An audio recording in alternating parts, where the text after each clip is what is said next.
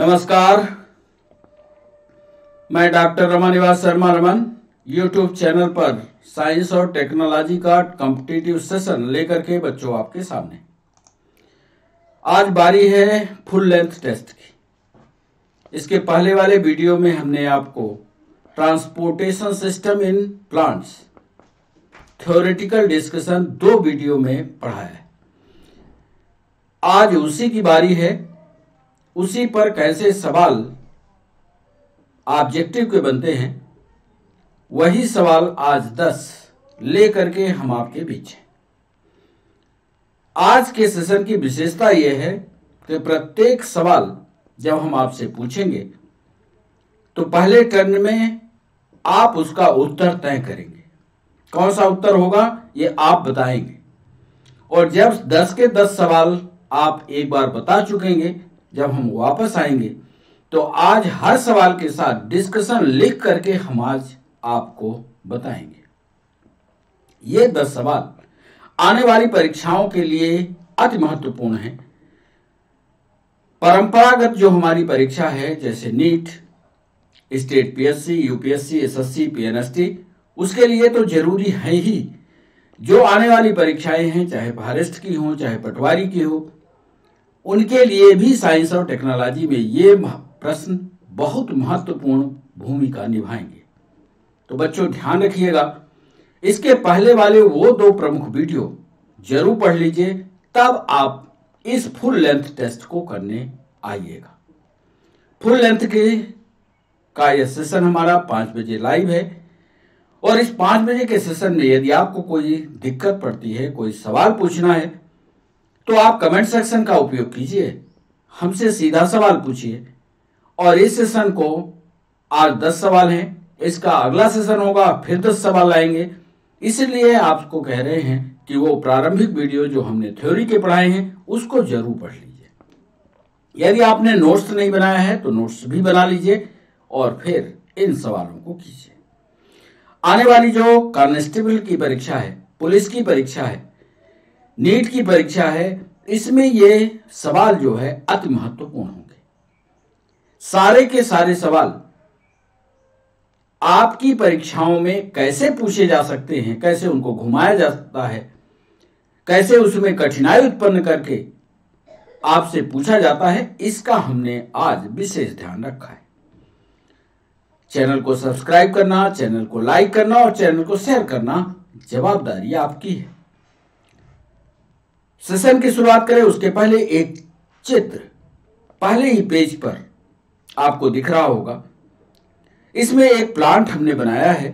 Plant के जितने भी पार्ट हैं सब पार्ट बने हुए हैं। रूट है, स्टेम है, लीफ है, और सीधे सीधे ये आप जानते हैं कि रूट से पानी या आवश्यक खनिज पदार्थ पत्तियों तक जाता है। पत्तियां क्लोरोफिल की उपस्थिति में खाद्य पदार्थ का निर्माण करती हैं, और वो खाद्य पदार्थ किस रूप में होता है आज इस पर भी सवाल पूछेंगे। और फिर वो खाद्य पदार्थ पौधे के विभिन्न भागों में पहुंचाया जाता है। तो ये सारा डिस्कशन इसके प्रारंभिक वीडियो में, वीडियो नंबर 1, वीडियो नंबर 2 हो चुका है। जरूर पढ़िएगा उन सेशंस को और तब इन सवालों को करिएगा। तो करें सेशन की शुरुआत 10 सवालों के साथ। पहला सवाल बच्चों आपके स्क्रीन पर ये रहा। सवाल को करते समय सवाल को बड़ी ईमानदारी से पढ़िएगा। सवाल कठिन हो सकते हैं पर दुरूह नहीं है। यदि आपने थ्योरी पढ़ी है तो प्रश्न जरूर बनेंगे। पहला सवाल आपके स्क्रीन पर, प्लांट्स में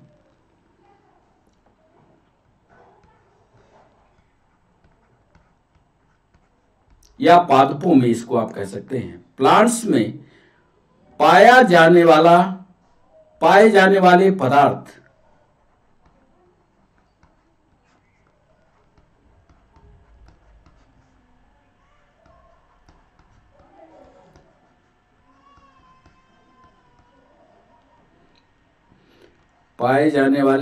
पदार्थों का कम दूरी का परिवहन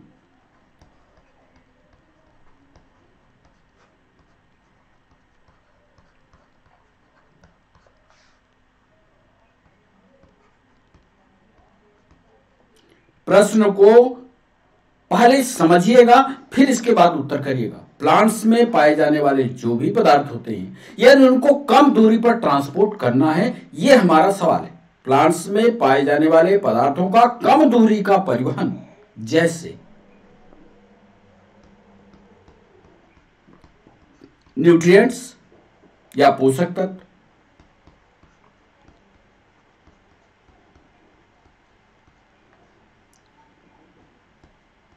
जैसे जल आदि होता है।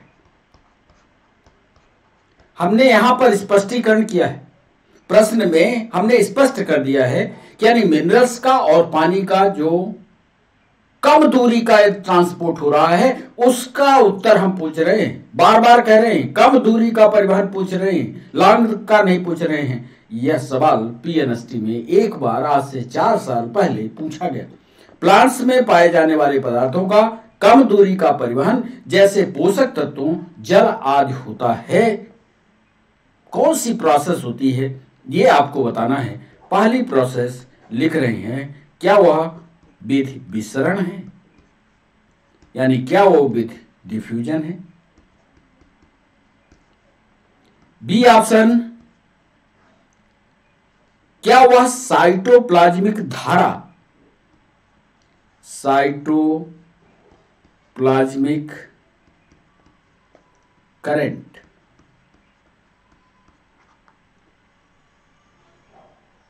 या इसको आप एक्टिव ट्रांसपोर्ट कह सकते हैं, एक्टिव ट्रांसपोर्ट है।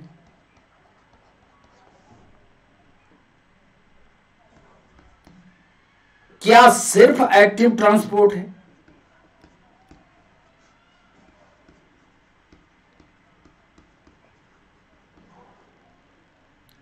एक्टिव ट्रांसपोर्ट ओनली है। एक बार एक्टिव ट्रांसपोर्ट को साइटोप्लाज्मिक करंट के द्वारा जोड़ रहे हैं। जरा गंभीरता से सवाल को सुनिएगा, तब उत्तर करने की कोशिश कीजिएगा। क्या वो प्रोसेस डिफ्यूजन है? क्या cytoplasmic current plus active transport है? क्या एक्टिव ट्रांसपोर्ट ओनली है? क्या डी ऑप्शन दे रहे हैं? क्या विकल्प ए और बी दोनों हैं?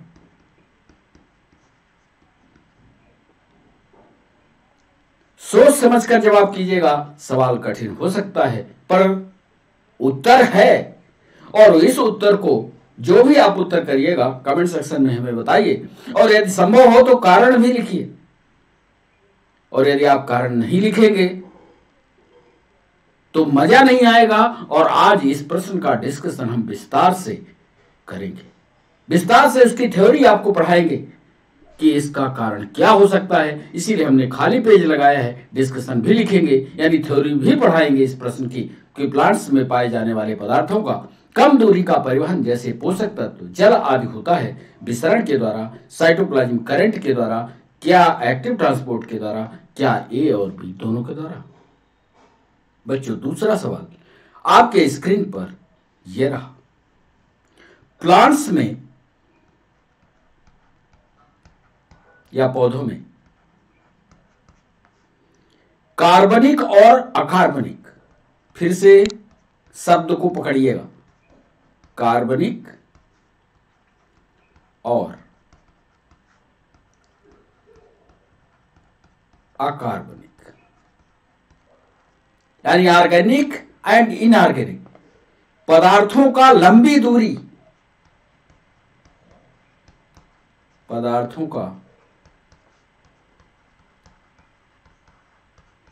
लंबी दूरी, शब्द की जो टेंडेंसी है उसको दूसरे सवाल में हमने बदल दिया। हमने कहा कार्बनिक पदार्थ है मेरे पास, जल नहीं है, हमारे पास पानी नहीं है, इनऑर्गेनिक नहीं है, हमारे पास कार्बनिक है और अकार्बनिक दोनों है, माने जल भी है, मिनरल भी है, और ऑर्गेनिक मटेरियल जो ग्लूकोज बन रहा वो भी है। अब लंबी दूरी पर आप उत्तर दीजिएगा। लंबी दूरी परिवहन होता है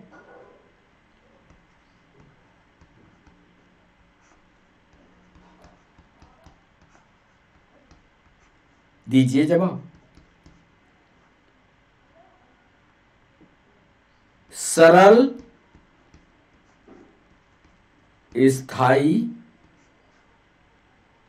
ऊतक द्वारा।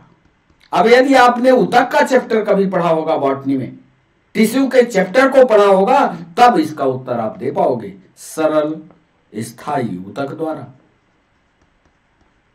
सिंपल परमानेंट टिश्यू के द्वारा, बी ऑप्शन। जटिल स्थायी ऊतक द्वारा, कॉम्प्लेक्स परमानेंट टिश्यू के द्वारा, मेरिस्टेमेटिक टिश्यू के द्वारा, मेरिस्टेमेटिक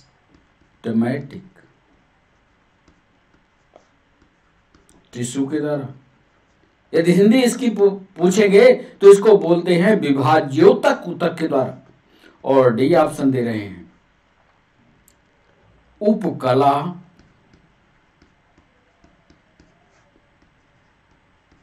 ऊतक के द्वारा, क्यूटिकुलर या एपिडर्मल टिश्यू के द्वारा। कार्बनिक और अकार्बनिक पदार्थों का लंबी दूरी तक।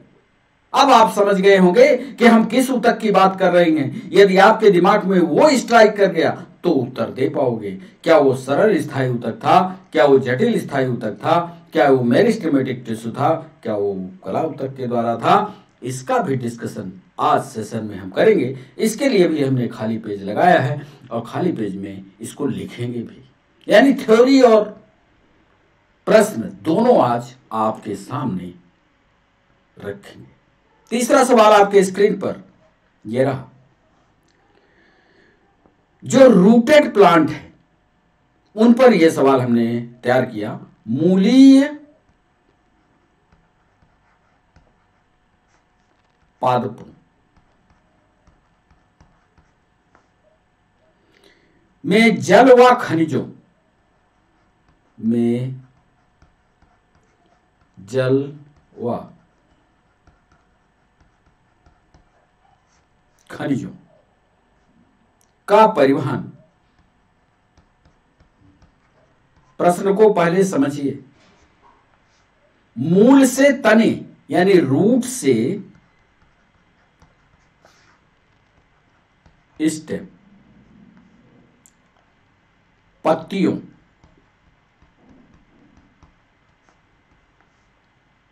पुष्पों,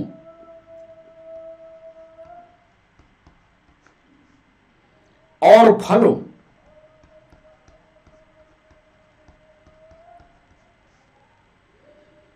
में निम्नलिखित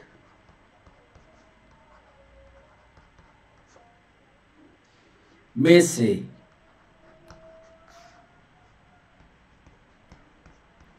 किसके द्वारा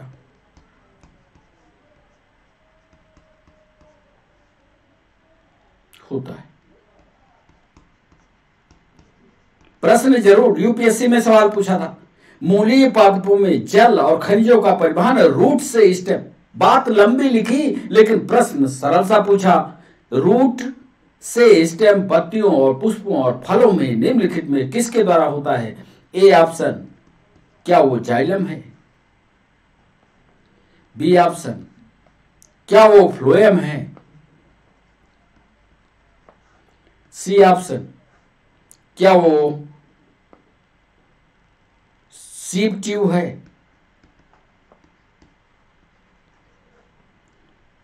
या इसी को कार्टेक्स भी कहीं कहीं कहते हैं। और डी ऑप्शन दे रहे हैं, विकल्प ए और बी दोनों हैं। जो रूटेड प्लांट है, हमने सामान्य प्लांट की बात नहीं की है। दोनों प्रश्न को सोचिएगा। रूटेड प्लांट में जल और खनिज का परिवहन रूट से स्टेम, पत्ती, फूल और फलों में निम्नलिखित में किसके द्वारा होगा। सोच विचार कर जवाब दीजिएगा। प्रश्न सीधा सा है, सरल सा है, सिर्फ घुमाया है यूपीएससी वाले ने कि जाइलम में होगा, फ्लोएम के द्वारा होगा, सीप ट्यूब के द्वारा होगा। विकल्प ए और बी दोनों हैं। ये तीसरा सवाल, इसका भी डिस्कशन हम लिखेंगे आज, पूरी थ्योरी लिख करके आपको समझाएंगे। चौथा सवाल आपके स्क्रीन पर ये रहा। प्लांट्स में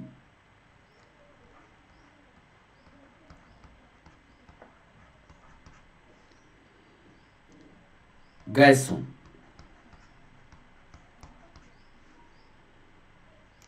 हार्मोन्स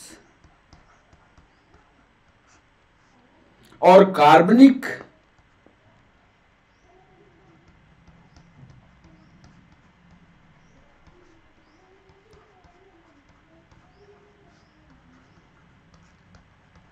विलेयों का, क्योंकि विलेय रूप में ही हार्मोन्स जाएगा, विलेय रूप में गैस जाएगी और विलेय रूप में कार्बनिक पदार्थ भी घुली हुई अवस्था में पूरे पौधे में दौड़ेगा। तो हमने लिखा कि प्लांट में गैसों का, हार्मोन्स का और कार्बनिक विलेयों का परिवहन होता है।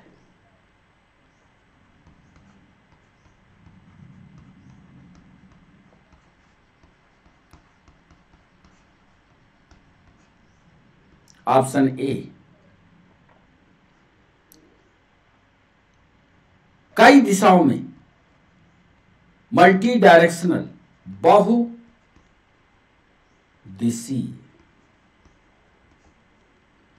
बी ऑप्शन, यूनिडायरेक्शनल, एक दिशीय।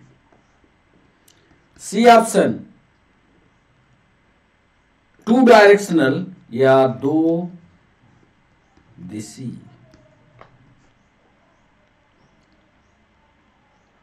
और डी ऑप्शन के कह रहे हैं पहले एक दिशा,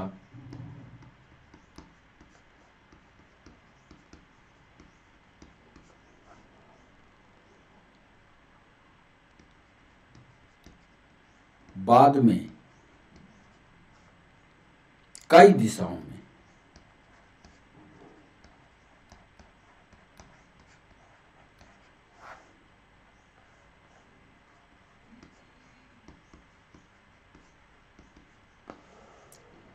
पौधों में गैसों का, हार्मोन्स का और कार्बनिक विलेयों का परिवहन होता है। बहुदिशीय होता है, एक दिशीय, ये पढ़ाया है हमने थ्योरी में। यदि पिछला वीडियो आपने ईमानदारी से पढ़ा होगा तो उत्तर आ जाएगा। बहुदिशीय होता है, एक दिशीय होता है, दो दिशीय होता है, पहले एक दिशा में बाद में कई दिशाओं में विभाजित हो जाता है। इसका भी विस्तार से डिस्कशन के लिए हमने पेज लगाया है। इसकी थ्योरी आपको समझाएंगे चौथे सवाल पर। बच्चों, पांचवा सवाल आपके स्क्रीन पर ये रहा। बिना ऊर्जा व्यय, मतलब हमारा कोई एटीपी ना लगे। ध्यान से सवाल को समझिएगा।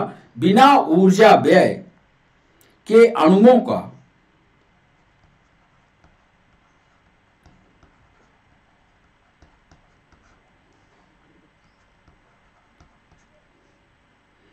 उच्च सांद्रता से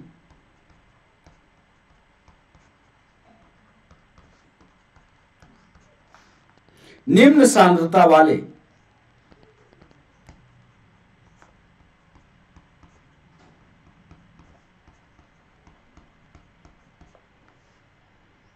क्षेत्र की ओर गति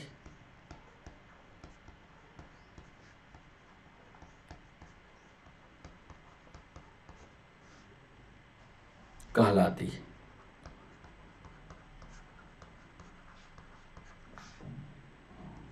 क्या कहलाती है? सत्य क्या है? उच्च सांद्रता, हायर कंसंट्रेशन से लो कंसंट्रेशन की ओर। सोच लीजिए दिमाग में, यदि ये गति हो रही है तो क्या यह ऑस्मोसिस है? क्या यह परासरण है? क्या यह पैसिव ट्रांसपोर्ट है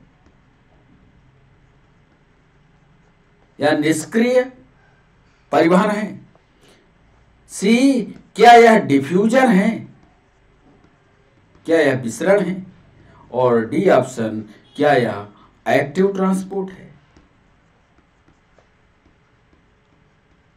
यदि आप सबकी परिभाषा जानते होंगे तो उत्तर इसकी बन जाएगी, नहीं तो 25वें सवाल पर भी हमने डिस्कशन रखा है, इसकी भी परिभाषा लिखेंगे कि बिना ऊर्जा व्यय के अणुओं का उच्च सांद्रता से निम्न सांद्रता वाले क्षेत्र की ओर गति क्या कहलाएगी। यहां पर कंफ्यूज मत होइएगा, यह सवाल पटवारी की परीक्षा में विगत 2 वर्ष पहले पूछा गया था। उसी सवाल को देखिए, पटवारी की भी परीक्षा में जो साइंस और टेक्नोलॉजी पूछी जाती है या फॉरेस्ट की परीक्षा में जो पूछी जाती है वो इतनी हल्की साइंस नहीं होती। ये फॉरेस्ट में वन रक्षक की परीक्षा में पूछा गया सवाल था कि बिना ऊर्जा व्यय के अणुओं का उच्च सांद्रता से निम्न सांद्रता वाले क्षेत्र की ओर गति क्या कहलाती है। बच्चे कंफ्यूज हुए, क्या कहा जाए इसको, ऑस्मोसिस कहा जाए, पैसिव ट्रांसपोर्ट कहा जाए, डिफ्यूजन कहा जाए, एक्टिव ट्रांसपोर्ट कहा जाए। आप सही उत्तर कमेंट सेक्शन में कीजिएगा, इसका भी डिस्कशन थ्योरी के साथ हम करेंगे। 6वां सवाल, विसरण यानी डिफ्यूजन एक प्रक्रिया है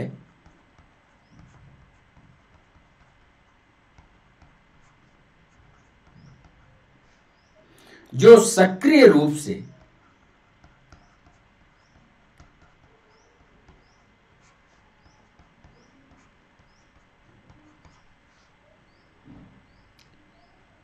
सांद्रण प्रवणता के साथ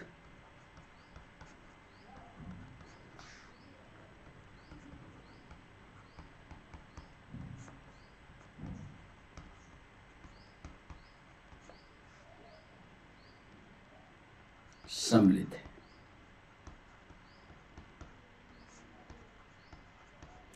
विसरण भी एक प्रक्रिया है, डिफ्यूजन एक प्रोसेस है जो एक्टिव रूप से कंसंट्रेशन, किसी भी सॉल्यूशन के कंसंट्रेशन से, पावर ऑफ कंसंट्रेशन से जुड़ी हुई है। जरा प्रश्न का उत्तर देखिएगा,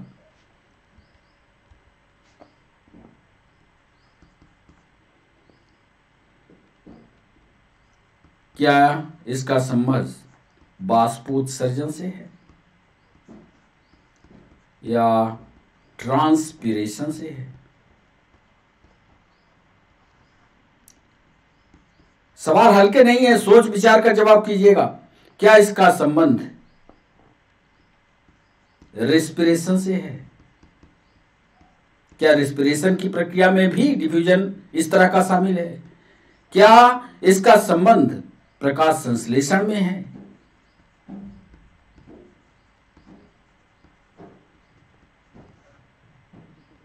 और डी ऑप्शन दे रहे हैं उपरोक्त सभी में है।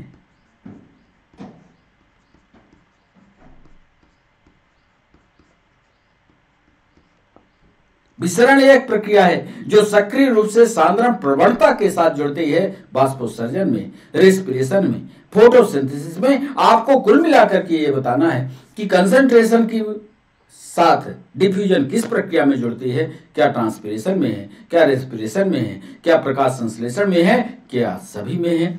ये भी प्रक्रिया का कंप्लीट डिस्कशन आज हम लिखेंगे आपके लिए। 7वां सवाल आपके स्क्रीन पर ये रहा। निम्नलिखित में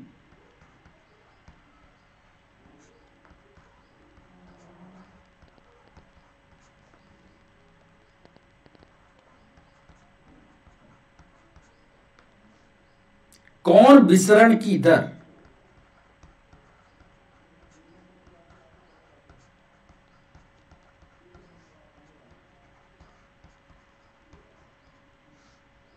को प्रभावित करते हैं?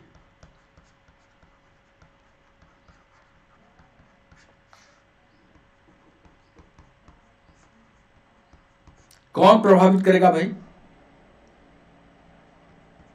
क्या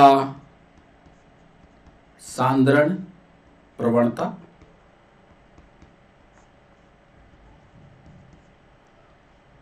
क्या झिल्ली की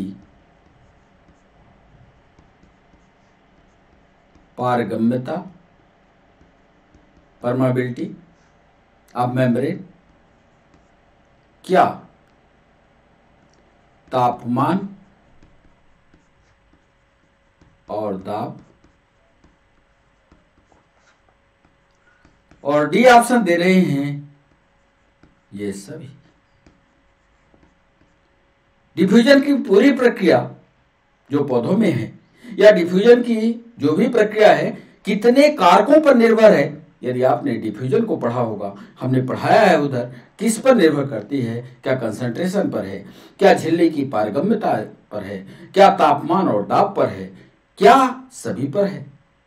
सही जवाब कमेंट सेक्शन में बताइएगा। इसका भी डिस्कशन हम करेंगे आज। 7वें सवाल का 8वां सवाल आपके स्क्रीन पर ये रहा। किसी पदार्थ के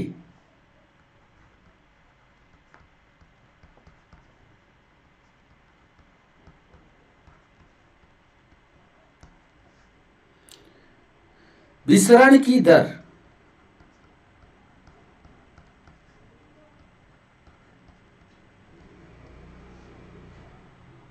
रेट ऑफ डिफ्यूजन, ध्यान से सुनिएगा, किसी पदार्थ के विसरण की दर प्रभावित नहीं होती।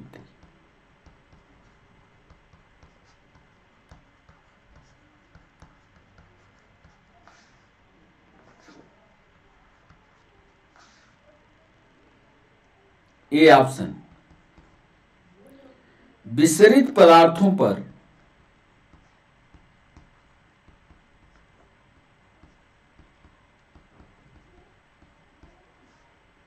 पाए जाने वाले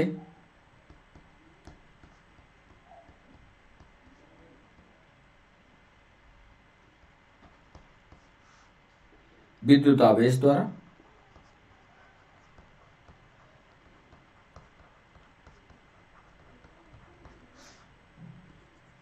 बी ऑप्शन, बिलियन में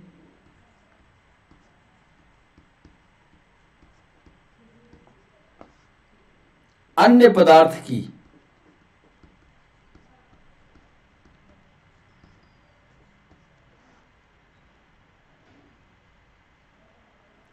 अन्य पदार्थों की उपस्थिति द्वारा,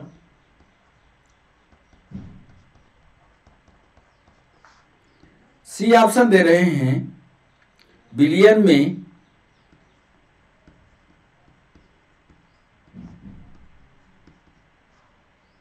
पदार्थों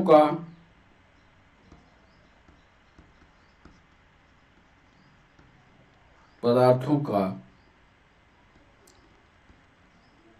आणविक मॉलिक्यूलर स्ट्रक्चर द्वारा,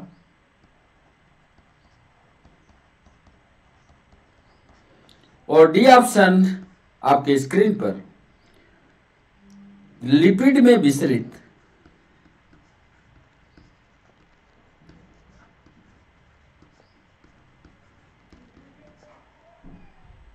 पदार्थों की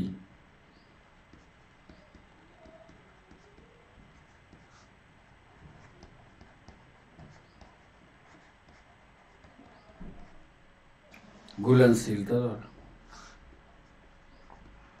सवाल को फिर देखिए, किसी पदार्थ के विसरण की दर प्रभावित नहीं होती, फिर से प्रभावित नहीं होती, इसको अंडरलाइन कीजिएगा, नहीं होती, फंसने जाइए, विसरित पदार्थों पर पाए जाने वाले विद्युत आवेश द्वारा, बिलियन में अन्य पदार्थों की उपस्थिति के द्वारा, बिलियन में पदार्थों के आणविक आकार के द्वारा, लिपिड में विसरित पदार्थों की घुलनशीलता द्वारा। कमेंट सेक्शन में इसका जवाब कीजिए। यदि नहीं बनता तो इसका भी डिस्कशन आज हम लिखेंगे आपके सामने। 9वां सवाल आपके स्क्रीन पर यह रहा। किसी प्रकार के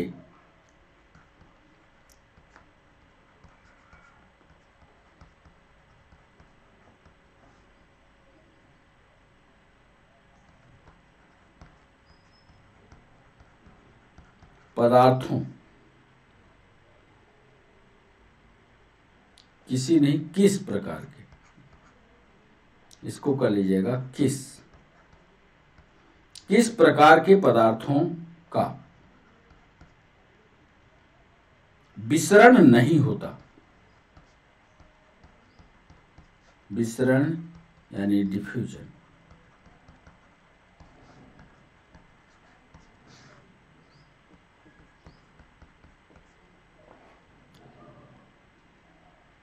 या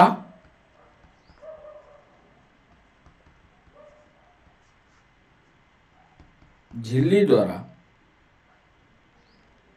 निकलने पर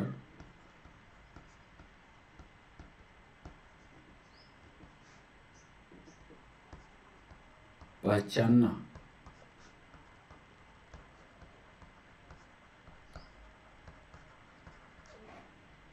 किस प्रकार के पदार्थ का विसरण नहीं होता या झिल्ली द्वारा निकलने पर पहचानना कठिन होता है? ये ऑप्शन दे रहे हैं जल विरागी पदार्थों का, जल विरागी, हाइड्रोफोबिक मटेरियल का, जल विरागी हाइड्रोफोबिक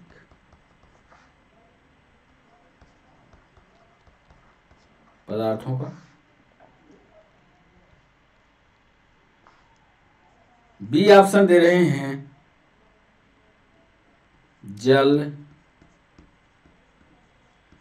अनुरागी, अंग्रेजी में इसको हाइड्रोफिलिक कहेंगे।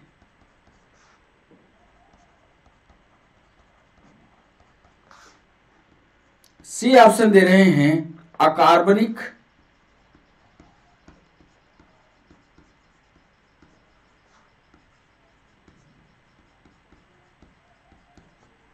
विलायकों का,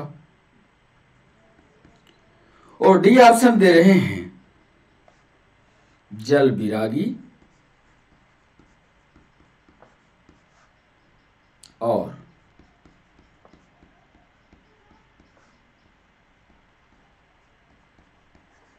जल अनुरागी दोनों। सवाल था किस प्रकार के पदार्थों का विसरण या डिफ्यूजन नहीं होता या झिल्ली द्वारा निकलने पर पहचानना कठिन होता है? जो जल से दोस्ती रखते हैं, जो जल से दुश्मनी रखते हैं, सिर्फ अकार्बनिक विलायकों का या जल विरागी और जल अनुरागी दोनों पदार्थों का। हाइड्रोफिलिक, हाइड्रोफोबिक, इसका भी डिस्कशन है, थ्योरेटिकल डिस्कशन हमने इसके पहले वाले वीडियो में किया है बच्चों। इसका भी डिस्कशन आज हम करेंगे 9वें सवाल का। आज के सेशन का अंतिम सवाल 10वां सवाल, प्लांट। सोच समझ कर इस सवाल को करिएगा। प्लांट, पत्ती के रंध्र खुलने पर, पत्ती के स्टोमेटा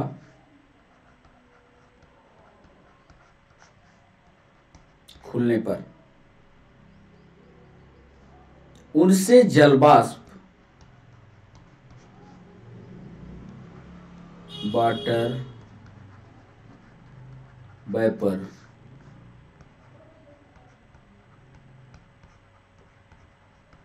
यह सामान्य सी प्रक्रिया है। पत्ती का जब स्टोमेटा खुलता है तो उससे जलवाष्प बाहर की तरफ निकलती है, यह प्रक्रिया आप जानते हो। ठीक उसी प्रकार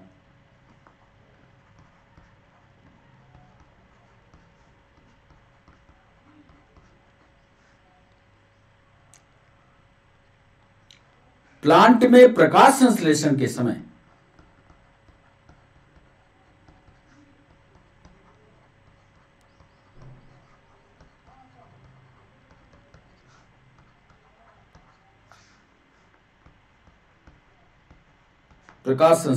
समय स्टोमेटा के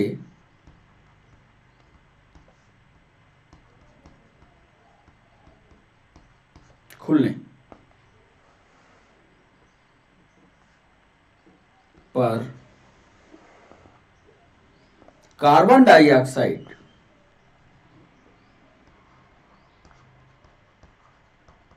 विसरित होती है।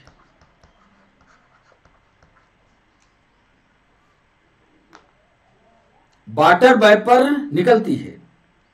प्रकाश संश्लेषण के समय कार्बन डाइऑक्साइड निकलती है।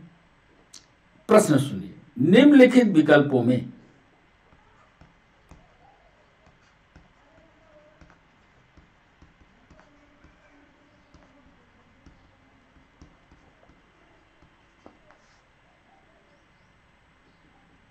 से ऊपर दिए गए कथन के बारे में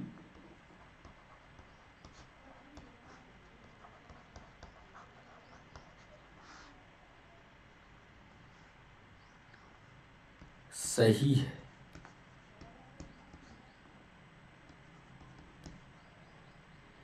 दोनों प्रक्रिया साथ साथ संपन्न होती हैं।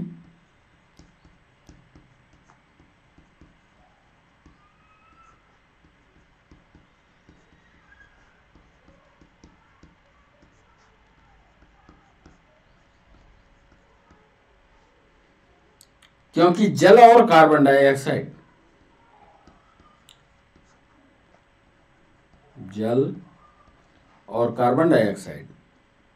के विसरण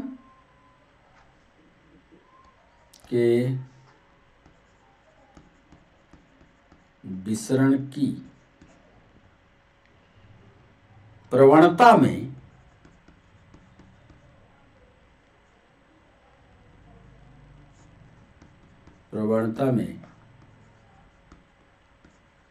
भिन्नता हो सकती है। अब यदि आपने फोटोसिंथेसिस वाले चैप्टर को गहराई से पढ़ा होगा तो यह आपको पता लगा होगा कि पानी और कार्बन डाइऑक्साइड दोनों निकलते एक साथ ही। अब यहां पर एक चीज आपको पकड़ना होगा कि क्या इनकी प्रवणता या निकलने की जो स्पीड है, जो मात्रा है, वो बिल्कुल समान होती है क्या? बी ऑप्शन दे रहे हैं। उपरोक्त प्रक्रियाएं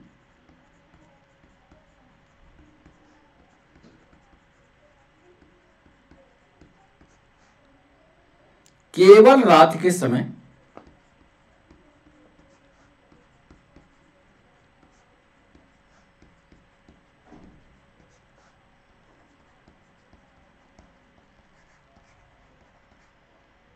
हो सकती हैं। सी ऑप्शन दे रहे हैं एक प्रक्रिया दिन में होती है,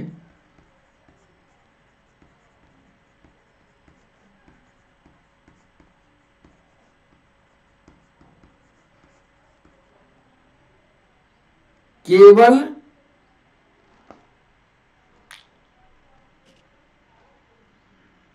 एक प्रक्रिया दिन में होती है, वह दूसरी रात्रि में होती है। और अंतिम ऑप्शन डी दे रहे हैं दोनों प्रक्रियाएं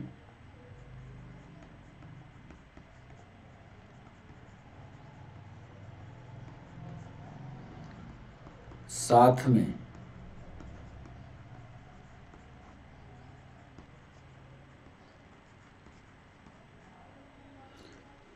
पौधे के स्टोमेटा खुलने पर वाटर वेपर निकालते हैं। ठीक उसी प्रकार जब फोटोसिंथेसिस चल रही होती है, ट्रांसपिरेशन की प्रक्रिया में वाटर वेपर निकल गया, उसी समय प्रकाश संश्लेषण की प्रक्रिया होती है तो कार्बन डाइऑक्साइड निकलती है। दिए गए जो कथन है, सही कथन कौन सा है? दोनों प्रक्रिया साथ साथ होती है, पर H2O और कार्बन डाइऑक्साइड की प्रवणता या ताकत या मात्रा भिन्न भिन्न हो सकती है। उपरोक्त प्रक्रियाएं केवल रात के समय संपन्न हो सकती है। एक प्रक्रिया दिन में होती है और दूसरी रात में होती है। और उपरोक्त प्रक्रियाएं केवल रात के समय हो सकती हैं। एक प्रक्रिया दिन में होती है और दूसरी रात में होती है। दोनों प्रक्रियाएं साथ में नहीं हो सकती। सही जवाब आपको बताना है कि इसमें सही जवाब कौन सा है दिए गए कथन में। इसका भी डिस्कशन आज हम करने वाले हैं। और 10 सवाल में कितने सवाल आपने सही किए हैं, अब बारी है पहले सवाल की ओर लौटने की, उसका डिस्कशन करने की, आपको समझाने की। तो चलते हैं पहले सवाल पर। पहला सवाल हमने पूछा था आपसे, प्लांट्स में पाए जाने वाले पदार्थों का कम दूरी का परिवहन, माने छोटी दूरी का, पोषक तत्व और जल, डिफ्यूजन के द्वारा, साइटोप्लाज्मिक करंट के द्वारा, एक्टिव ट्रांसपोर्ट ओनली, सिर्फ, या विकल्प ए और बी दोनों सही हैं। इसमें विकल्प देखिएगा, पहले उत्तर लिख दें इसका। कम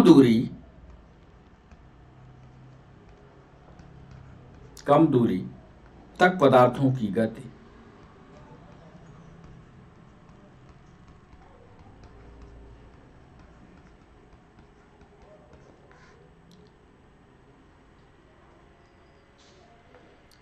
जैसे, याद कर लीजिएगा, जैसे जल, खनिज,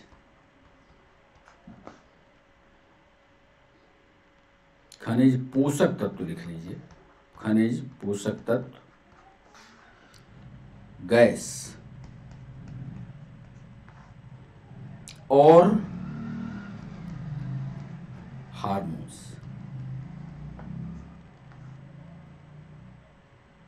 आदि विसरण के द्वारा, विसरण यानी डिफ्यूजन के द्वारा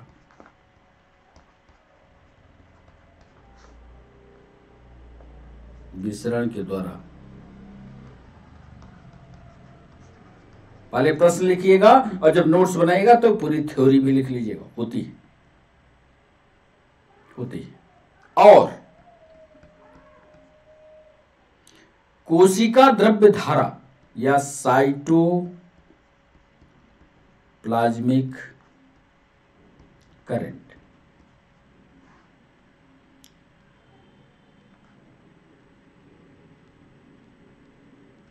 इसको हिंदी में भी लिख लीजिए, कोशिका द्रव्य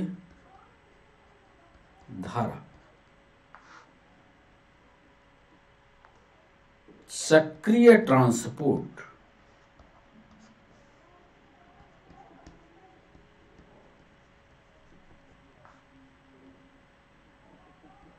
के द्वारा भी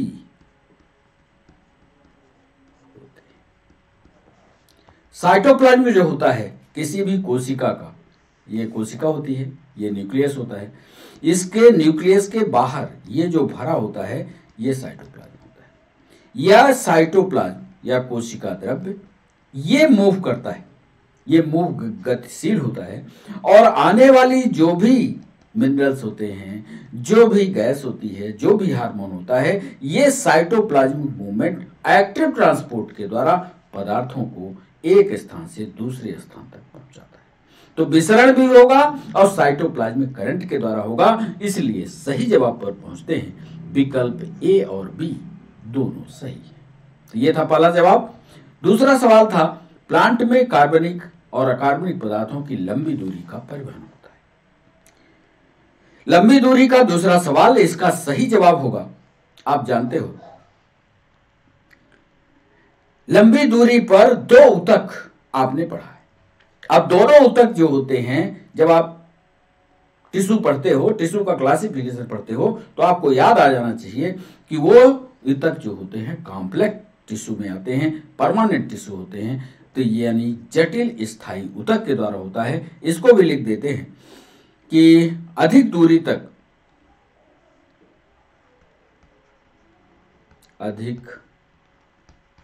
तक परिवहन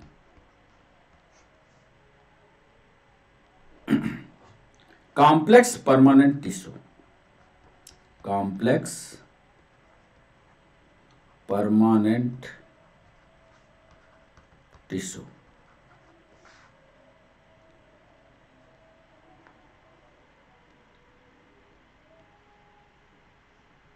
यानी जाइलम एंड फ्लोएम के द्वारा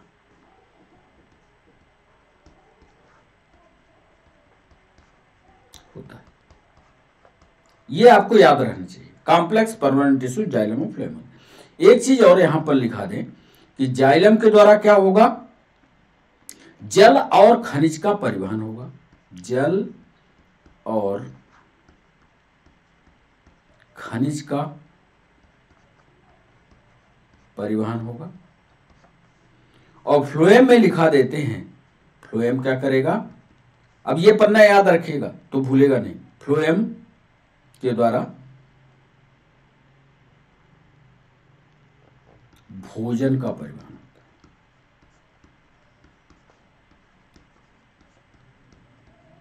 भोजन का परिवहन मतलब ग्लूकोज का परिवहन, क्योंकि खाना बनेगा। खाना किसको कहोगे? चाहे पूरी सब्जी बन जाए, रोटी सब्जी बन जाए, जो पत्तियों में खाना बनेगा उसका परिवहन की जिम्मेदारी फ्लोएम की है, और इसकी जल और खनिज पदार्थों को ले जाने की जिम्मेदारी जाइलम की। ये था दूसरा डिस्कशन, आपने जटिल स्थायी ऊतक के द्वारा होता है। तीसरा सवाल था मूलीय पादपों में या रूटी जो सिस्टम होते हैं, जल और खनिज का परिवहन रूट से स्टेम पत्ती। ये तो सरल था, जवाब था। इसका उत्तर तो हमने इधर ही लिख दिया है, जल और खनिज का परिवहन। यानी तीसरे सवाल का सही जवाब बिल्कुल बिना जल और खनिज, सीधा इसका जल और खनिज का परिवहन आप लिख दीजिएगा जाइलम के द्वारा होता है। यानी इधर यदि हम टिक करना चाहें तो इसका सही जवाब लिखा लंबा, उत्तर था छोटा। यूपीएससी का यह सवाल था, जाइलम के द्वारा होता है। प्लांट्स में गैसों, हार्मोन्स और कार्बनिक विलयन का परिवहन, यह सवाल नीट में पूछा गया। बहुदिशीय होता है, एक दिशीय होता है, दो दिशीय होता है। पहले एक दिशा में, बाद में कई दिशाओं में होता है। तो ये पहले हम आपको समझा दें कि ट्रांसलोकेशन या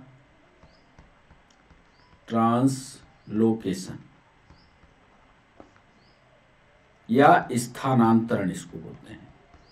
खाद्य पदार्थ का स्थानांतरण की दिशाएं होती हैं,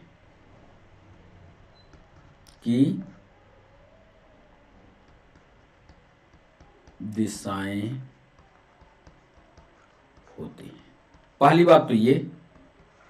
दूसरे पॉइंट में ये लिखना, कार्बनिक पदार्थ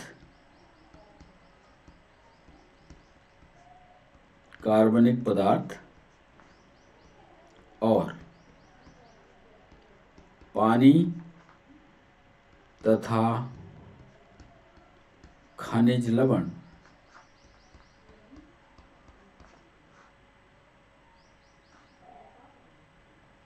का गमन या ट्रांसपोर्टेशन बहुदिशीय होता है। खनिज पोषक तत्व लिख लीजिए, पोषक तत्व, खनिज पोषक तत्व का गमन बहुदिशीय होता है, बहुदिशीय होता है।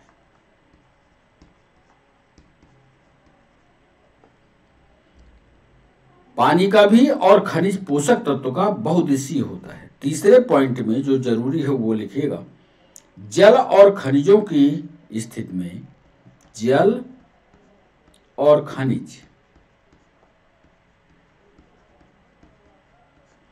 यानी वाटर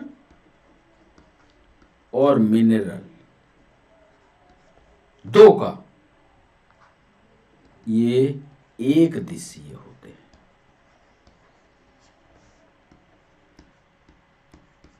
पानी दोनों में शामिल है। ध्यान से देखिए, कार्बनिक पदार्थ और पानी तथा खनिज और उसके साथ जो पोषक तत्व है वो सब पौधे के हर कोने कोने की जरूरत होती है। लेकिन एक जगह ऐसा भी है कि पानी जो है खनिज लवण के साथ जब आता है तो वो हमेशा एक दिशी होता है, वो वापस नहीं आता है, क्योंकि वो खाना बनाने के लिए पत्ती के पास जा रहा है, इसलिए एक दिशी होता है। अब चलते हैं उत्तर की तरफ, और इसका उत्तर चौथे का उत्तर होगा बहुदिशीय होता है। गैस का, हार्मोन्स का, कार्बनिक विलयनों का परिवहन बहुदिशीय होता है। देखिए, इसमें कार्बनिक रूप से जो पानी घुल गया, जो हार्मोन्स घुल गए, जो गैसें घुल गई, ये बहुदिशीय होगा। यदि पानी और इसकी बात करता, जल और खनिज की, तो ये एक दिशीय होता। समझ गए? पांचवा सवाल, बिना ऊर्जा व्यय के अणुओं का उच्च सांद्रता से निम्न सांद्रता वाले क्षेत्र की ओर गति क्या कहलाती है? पांचवा सवाल, इसका पहले डिस्कशन कर दें कि विसरण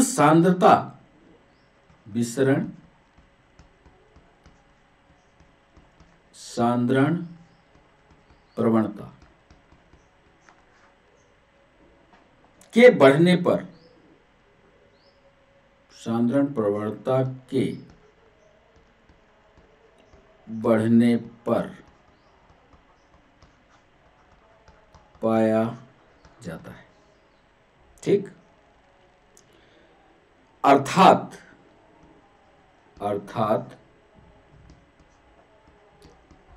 गमन जो है वो उच्च से निम्न की ओर, उच्च सांद्रता से निम्न सांद्रता की ओर बिना ऊर्जा व्यय के, बिना ऊर्जा व्यय के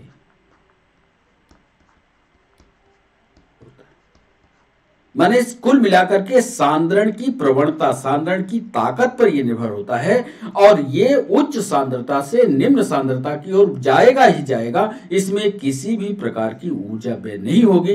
ये डिफ्यूजन की परिभाषा है। बिना ऊर्जा व्यय अणुओं का उच्च सांद्रता से निम्न सांद्रता वाले क्षेत्र की ओर गति, ये कहलाती है सी यानी डिफ्यूजन।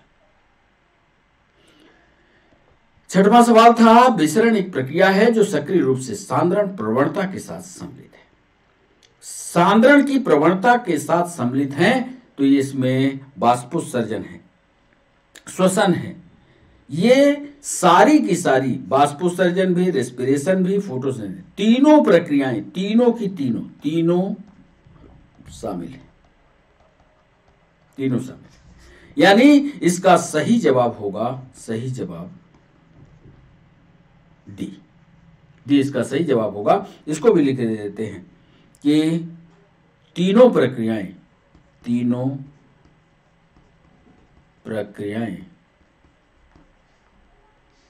विसरण से जुड़ी होती। सातवां सवाल था, निम्नलिखित में से कौन विसरण की दर को प्रभावित करते हैं। सातवां सवाल, अब विसरण की दर को कौन प्रभावित करेगा। एक तो ये पक्का है सांद्रण प्रवणता, सांद्रण की जो कंसंट्रेशन है वो, झिल्ली की पारगम्यता भी, झिल्ली में कितने छेद है, कितनी परमाबिलिटी है, ये भी करेगा, और तापमान और दाब, ये तीनों प्रभावित करेंगे। अर्थात डी इसका सही जवाब होगा। यानी सतवें का तीनों कारक प्रभावित करते हैं। एक याद करिएगा, डिफ्यूजन की प्रक्रिया में विसरण को प्रभावित करने वाले कारक आपकी किताब में, एनसीईआरटी की बुक में लिखे हुए हैं। तो उसमें ताप है, दूसरा दाब है, सी सांद्रण प्रवणता है। इसकी भी थ्योरी पढ़ लीजिएगा। तो इसके कैसे प्रभावित करती है इसकी थ्योरी पढ़िएगा। आठवां सवाल था, किसी पदार्थ के विसरण की दर प्रभावित नहीं होती। तो किस पदार्थ की विसरण की दर, इसको थोड़ा सा हम लिख दें पहले, तब आपके समझ में आएगा कि विसरण की प्रक्रिया में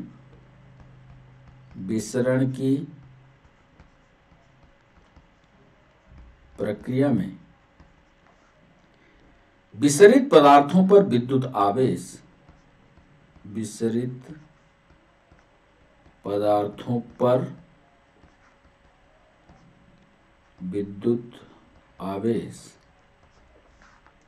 विसरण की दर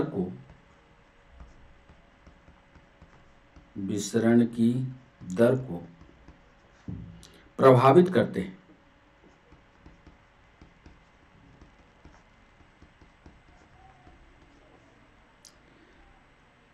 एक चित्र हमने एक बार बनाया था प्रोटीनों में, प्लाज्मा मेम्ब्रेन के साथ प्रोटीन के जो ऊपर कण होते हैं कैसे नीचे आते हैं, एक चित्र बना हुआ है जब थ्योरी का डिस्कशन हमने किया है। चैनल प्रोटीन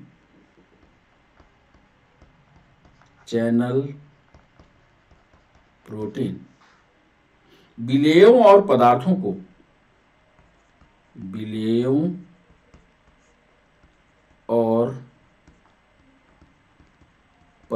को उनके आकार के आधार पर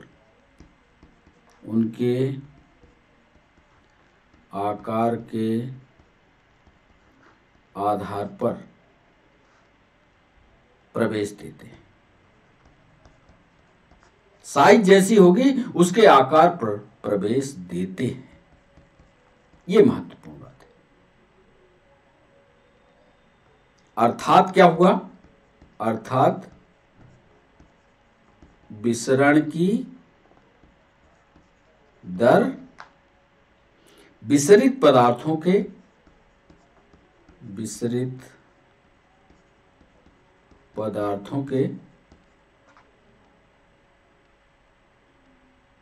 आणविक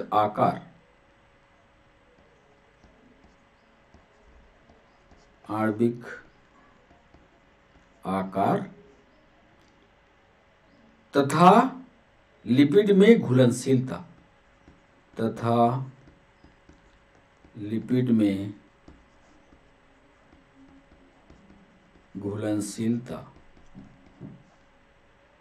पर निर्भर करते हैं।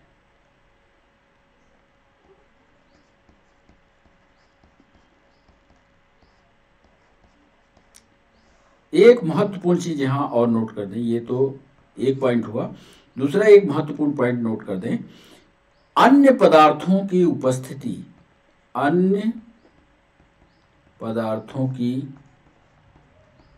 उपस्थिति विसरण की दर को प्रभावित नहीं करती। विसरण की दर को प्रभावित नहीं करती। ये नोट करें। इसका मतलब इसका सही जवाब होगा बी। 9वां सवाल था, किस प्रकार के पदार्थों का विसरण नहीं होता या झिल्ली द्वारा निकलने पर पहचानना कठिन होता है? 9वें सवाल का सही जवाब होगा लिपिड। जलानुरागी होता है, ये हाइड्रोफिलिक होता है। जला विरागी, पहले इसको लिख दें, जल अनुरागी और जल विरागी। लिपिड विलेय अणु,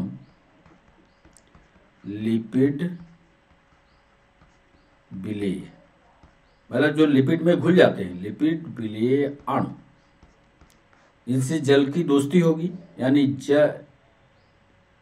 लिपिड विलेय अणु जल विरागी यानी हाइड्रोफोबिक कहलाते हैं। ये हाइड्रोफोबिक, जल से इनकी दुश्मनी है। हाइड्रोफोबिक सरलता से झिल्ली के पार चले जाएंगे,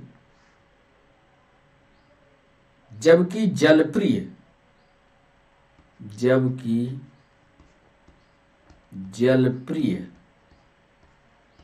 यानी हाइड्रोफिलिक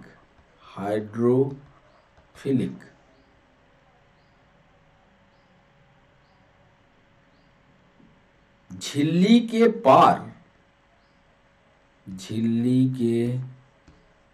पार नहीं जाते।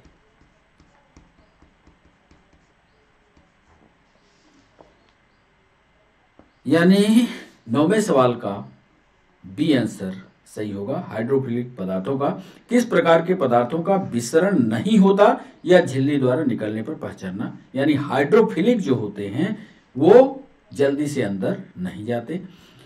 आज के सेशन का अंतिम सवाल, 10वां सवाल, जल वाष्प और कार्बन डाइऑक्साइड का विसरण। जल वाष्प और कार्बन डाइऑक्साइड का विसरण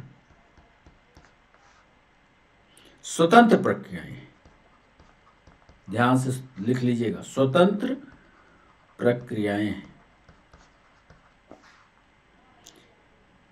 उनका विसरण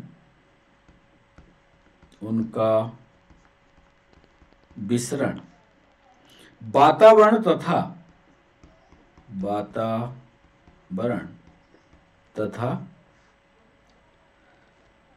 पत्तियों के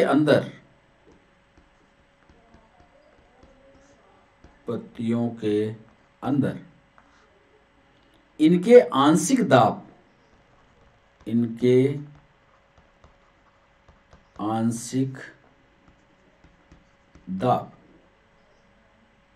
के अंतर पर निर्भर करता है। जल वाष्प और कार्बन डाइऑक्साइड का विसरण स्वतंत्र प्रक्रियाएं हैं दोनों। उनका विसरण जो होता है वातावरण और पत्तियों के अंदर इनकी कितनी मात्रा है इस पर निर्भर करता है। यानी 10वें सवाल का सही जवाब होगा ए। दोनों प्रक्रियाएं साथ साथ संपन्न होती है क्योंकि हाइड्रोजन पानी और कार्बन डाइऑक्साइड के विसरण की प्रवणता में भिन्नता हो सकती है। तो इस तरह से ये 10 सवाल आज पूरे होते हैं, लेकिन ये 10 के 10 सवाल आज थ्योरी के साथ हमने पूरे किए हैं। आप सेशन में जुड़े, कैसे लगे सवाल, कैसा रहा डिस्कशन, ये जरूर आप कमेंट सेक्शन का उपयोग करते हुए जरूर बताइएगा हमें। अगले सेशन में इसी थ्योरी के सेशन को फिर आगे कंटिन्यू करेंगे, कुछ सवालों के साथ, थ्योरी सवालों के साथ पढ़ाएंगे, फिर आपसे डिस्कशन करेंगे। तो आप हमारे साथ रहे, इसके लिए सभी बच्चों का बहुत बहुत शुक्रिया। फिर मिलते हैं नए सेशन के साथ, तब तक के लिए बच्चों बाय बाय, नमस्कार।